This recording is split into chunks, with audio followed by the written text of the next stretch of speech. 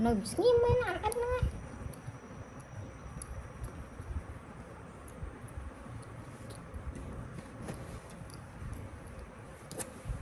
ở đây mặt cắt cho ai vậy mà nằm nghiêm nhờ ngờ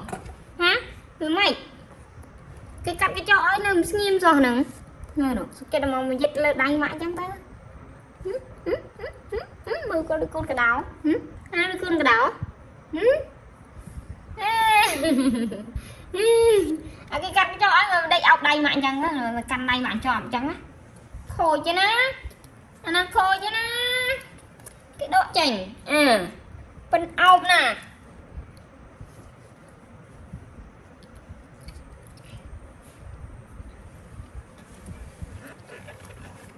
chè món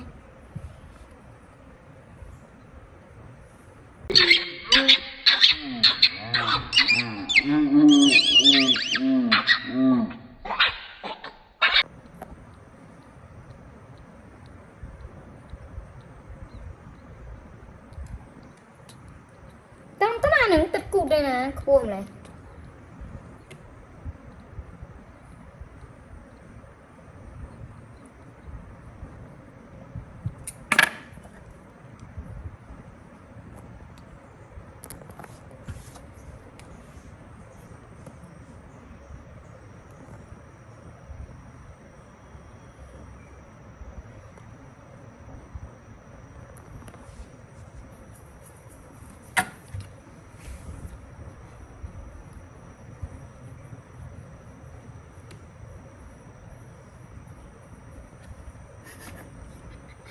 đi cuộm lại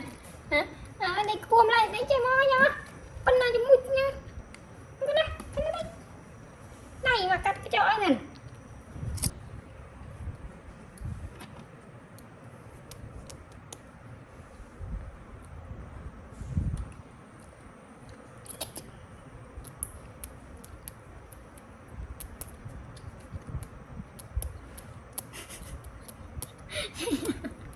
qua coi nó mà cắt được hai thân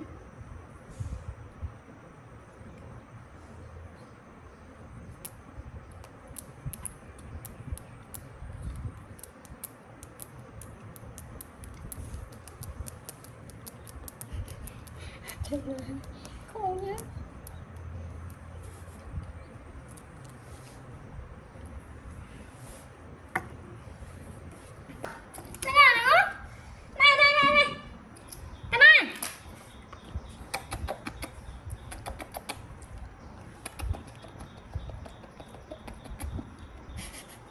chết lên